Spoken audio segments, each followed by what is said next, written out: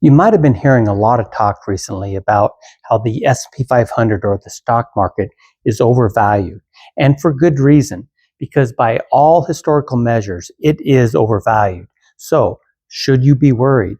Well, that's what this video is about. We're going to take a look at what they're referring to when they talk about the stock market being overvalued, and is it even relevant now? So, let's get right into this.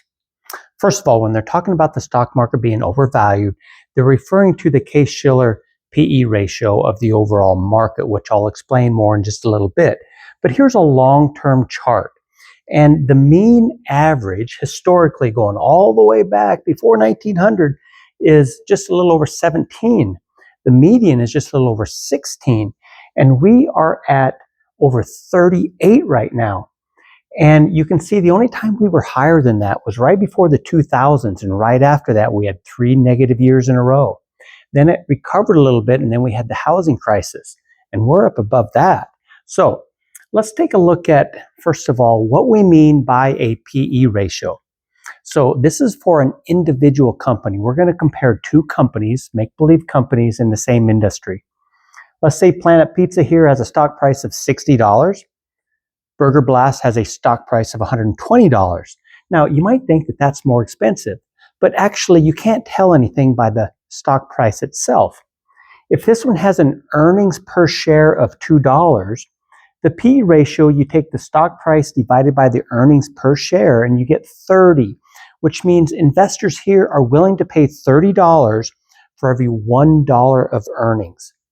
Over here, if this one has an earnings per share of $6, 120 divided by 6 is $20. So over here, investors only have to pay $20 for every $1 of earnings. So this one would actually be a better value, all other things equal. For example, growth rates and everything else. Okay, so the PE ratio is used to kind of judge an overall value. A lower PE ratio is better, or it would signify a little bit more value. Now, let's go back to that, what's called the CAPE ratio.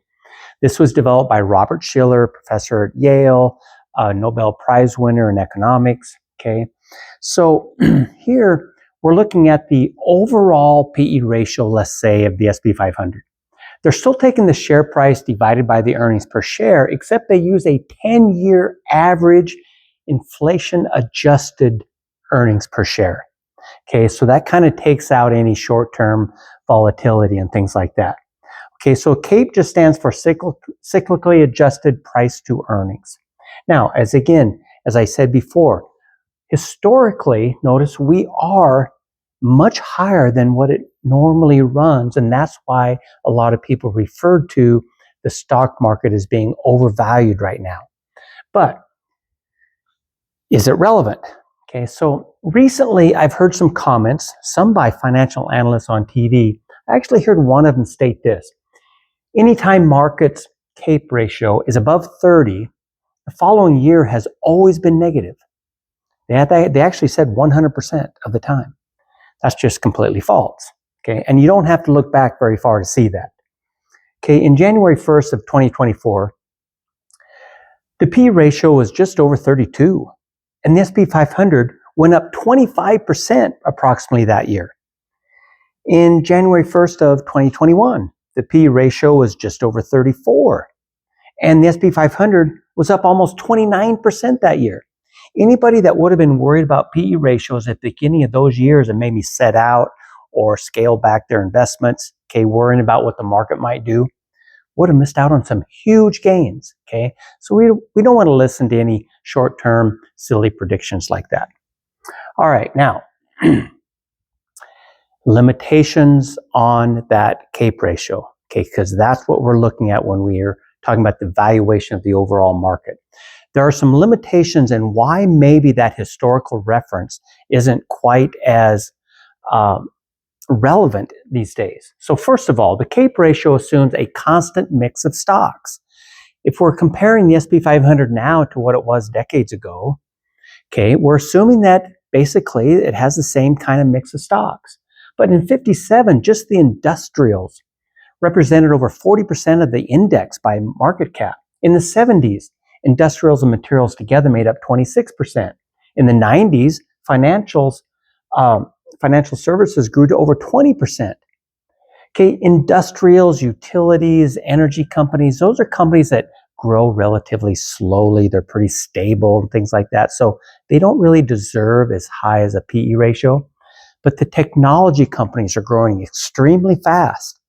So the technology sector in 2025 now makes up 32 to 33% of the S&P 500.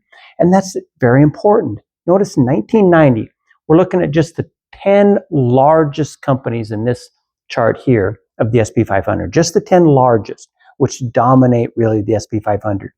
In 1990, the 10 largest companies only made up 19% of the S&P 500 by market cap.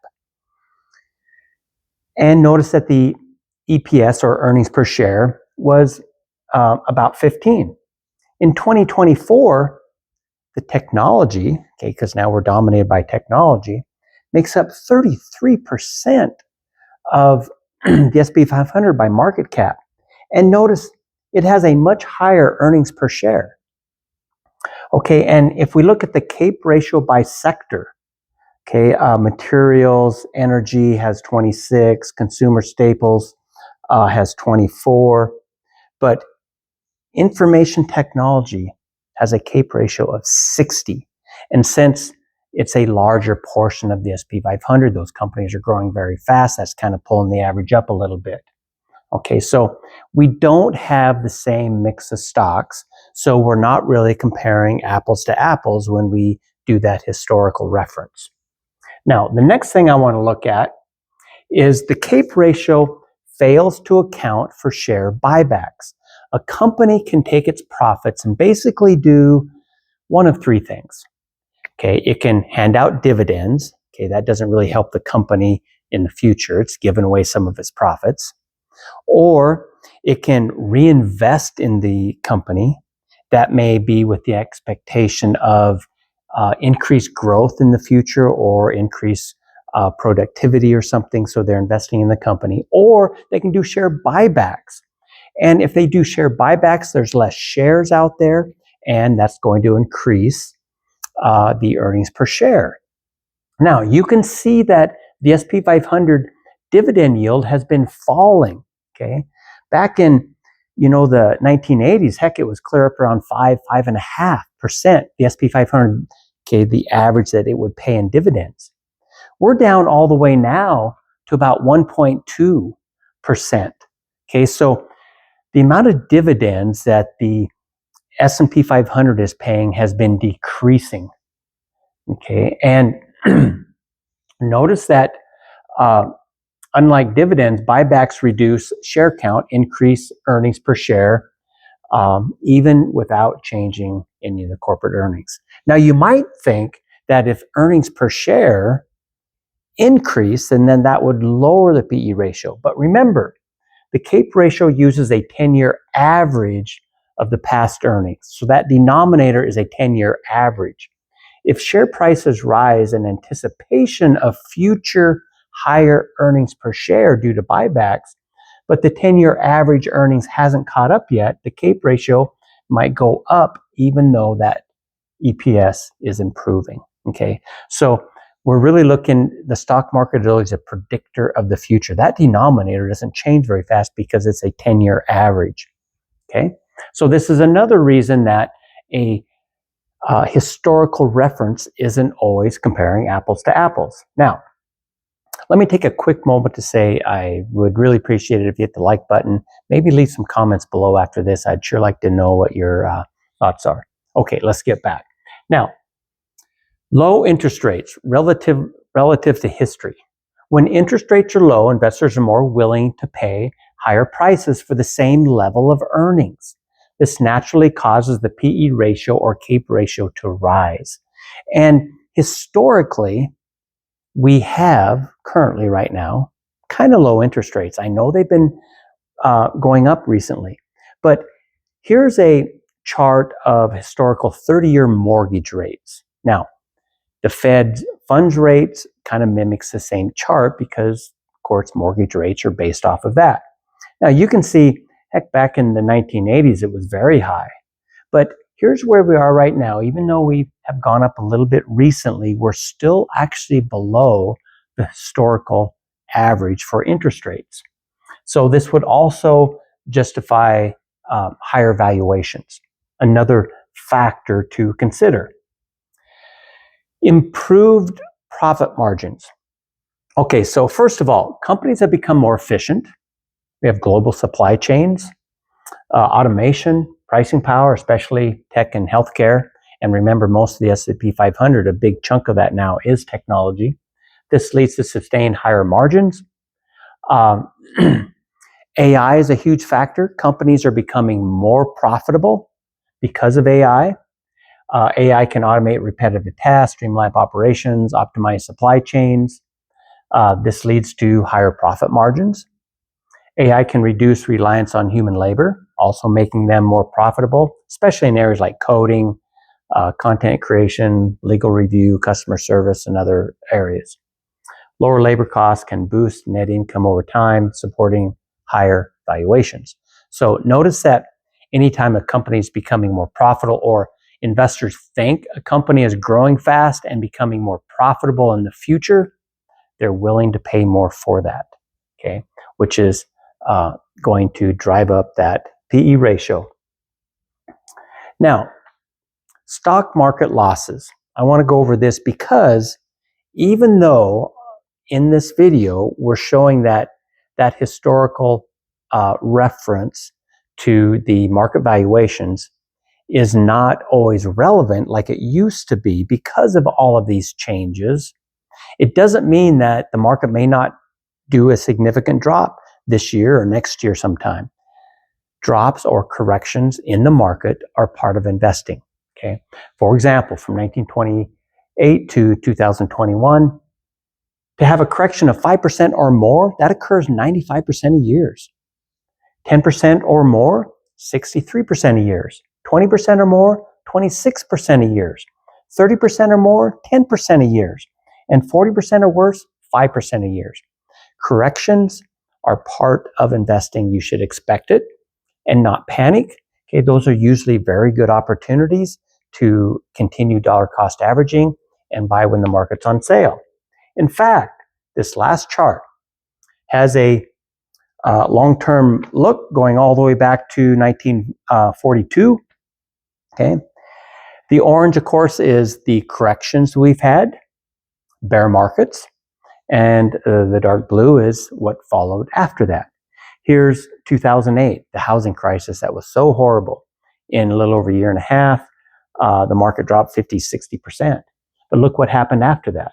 Okay, so notice it's a pattern that keeps repeating. And on average, a bull market lasts 4.3 years with an average cumulative total return of about 150%. The average bear market lasted about 11 months with an average cumulative loss of about 32%. Okay. The market doesn't go up in a straight line. Okay. We are going to have negative years. Okay. But over the long term, the market does always go up. In fact, there has never been a 20-year period where the S&P 500 has lost money. Okay. So if you invest for the long term, you're going to do great. Now, again, we're not saying that the market isn't overvalued compared to historical averages. It absolutely is. But we also looked at reasons why maybe it should be valued a little bit higher. Okay. So those references aren't always as valid as some people like to make them. However, the market could easily go through a correction at any point. That's part of investing. So we can't speculate on what's going to happen in the short term. Warren Buffett has said over and over again over the years that he has no idea what the stock market might do over the next year or two. Nobody can predict the short term. And 1 to 2 years is the short term. If anybody's out there that is very confident of what they think the market might do over the next year or 2 years, it's probably somebody that you shouldn't be listening to, because it's just extremely difficult to ever predict the short term. But you can have confidence in the long term. And so you want to stick to your plan, continue to invest, and over the long term, you're going to do great. So anyway, I hope this video has helped shed a little bit of light on the idea of when people talk about the market being overvalued. Let me know your comments below, and thank you for watching.